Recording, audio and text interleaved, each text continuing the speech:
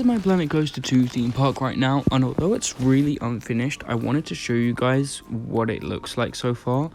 I'm going to be doing a little tour of the park, even though nothing's really done. I've been working on it for a few months, and I thought I'd show you guys. But anyway, here's a few clips of what it looks like, and then I'll get into the tour. Okay, so here we are in the entrance of my park, which doesn't exist yet. Yeah, it's a very much work in progress, but as I said a minute ago, I want to do this every few weeks so I can show you guys my progress. As you can see, we've got that lovely Vekoma STC over there, which I really like the layout of. It probably needs a little bit of tweaking, but I think it looks pretty good. I love this whole part here. Oh, this lovely element where it goes over the pathway and then beside the lake. And just, I wanted this park to be quite small.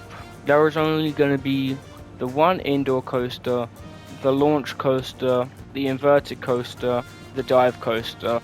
I am not 100% sold about having a coaster here, but I am thinking about it.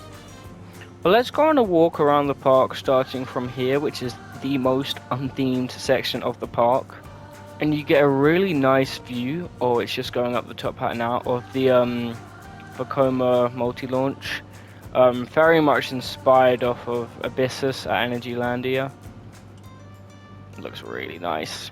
And every element's custom like that. Vertical loop was done custom, all with the 4-meter method, but we're going to go over and check that probably last. But it has a pretty standard layout. I didn't want any of my coasters in the park to be too tall. So all it does, it has, I think it's about 120 foot drop into this huge tunnel, which will be done obviously. And then it's sort of inspired by Baron, where it does the Immelman. Yeah, it's a bit of a taller Baron. I think this is taller than Baron.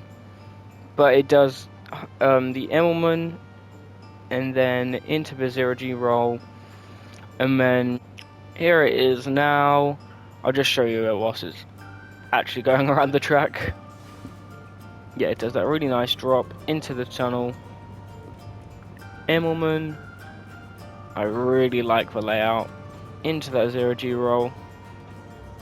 Quite snappy. Into an airtime hill. And a couple more airtime hills. And then does this overbank into a helix. I really like that overbank. Yeah, it does that helix. And it has a couple more hills. I don't know how much airtime they give, but it's more just so it's not a straight track. But then you come over to the Vekoma, which I am in love with. Like the layout is so almost perfect to me, and I love everything about it. Like, look at this dive into the corkscrew into the over the lakeside element or elements. It's really nice, and I can't wait to keep on building this. But this coaster's interaction was definitely inspired by Fly at Phantasialand. I wanted it to just be pretty much everywhere you'd go. Oh, the custom supports are clipping through a track a bit, but every support I'm doing in the park is all going to be completely custom. That's why they're all floating at the moment. But it's got the 0G roll alongside the path and under the path, and it's just going to be mainly rock work along this side of the coaster. But then you'll go down here into the I think it's going to be like more of like an abandoned town, like because the coaster is going to be themed to a dragon destroying this medieval town, which I really like the idea of. And one thing you can see up there, I'm building a castle which is used with loads of small pieces to make it look far away, and it's not done yet. I haven't finished building it, but I want it to be on fire and look like the dragon's destroying it. And you'll come down here, there'll be a few destroyed houses and stuff like that, and then the ride's entrance. Whoa! The ride's entrance will be just here around this building. Yeah, I want this overbank turnaround to be hugging the building that's going to be. Oh, look at that! And it has some nice drawn out, like it's as drawn out as I wanted it to be. It's got a corkscrew, got some good airtime moments on it too. And I think I'm gonna hold off from showing you this coaster until maybe next episode. But yeah, there's not been a whole load done to this yet, and I don't even know if it's gonna stay. Because it's not really around the lakeside, which is kind of my aim for the whole park. You make it to the Vekoma multi-launch, and I am so in love with this coaster, it's unreal. This coaster is going to be themed to like a coral reef, kind of like Subnautica style adventure, and it is just everything which I want it to be. You got these two really nice inversions over the pathway, and then it heads back into the station. And then I really want this coaster to utilize Rockworks. You've got this nice kind of interaction here where as you go into the stall, the rocks kind of bend into it. But what I want to show you is my favorite part here. So I'm not going to dive a crazy amount into the theme of it, but it's mainly going to be themed to a kraken in these rock pools, and you're trying to escape the kraken on this boat. Oh, so nice. Look at this inversion. Ooh, oh, that's so nice. I love it so much.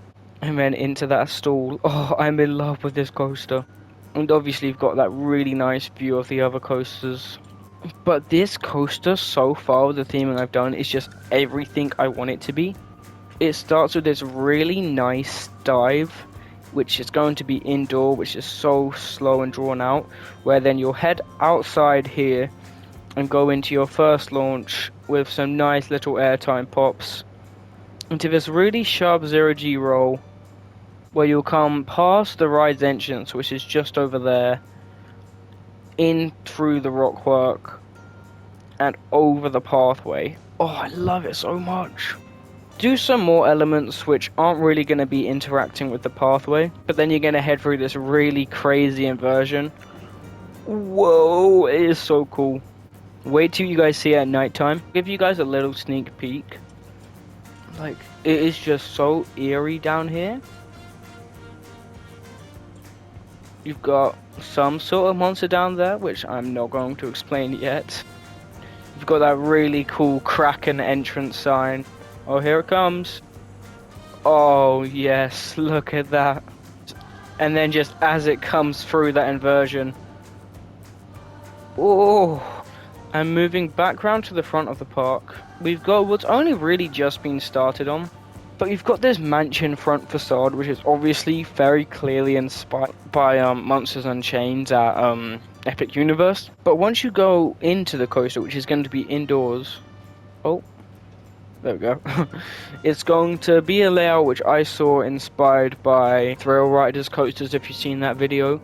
But it's meant to look like a traveling coaster, but it's going to be indoors, so the color scheme's going to change. But what's interesting is that it does this layout, follows an inversion, and you'd think it would head back into the brakes here, but then a switch track carries it back around, and therefore it would be able to complete the layout multiple times whilst the other train's still loading, which I think is a really cool concept. And I think I'm going to have some really nice magical theme to the coaster if it does stay in the park, because I don't know if I'm going to have a dark ride here or keep the coaster, or maybe doing an entirely different coaster, which is why I'm really going to need your help. But as you can see here, it just heads straight back into the brake now. So yeah, I thought that was pretty cool. Anyway, this is how the park's looking right now. I've been spending quite a while on this, but if you guys want to see more, I'll definitely make more videos of updates every couple weeks. And if you guys want to see POVs, I didn't show you them this episode because I didn't know if you guys would want to see a POV of an unfinished coaster. So if you want to see work in progress POVs, or you just want me to wait till it's done, let me know. But until then, I'll see you guys soon. Goodbye.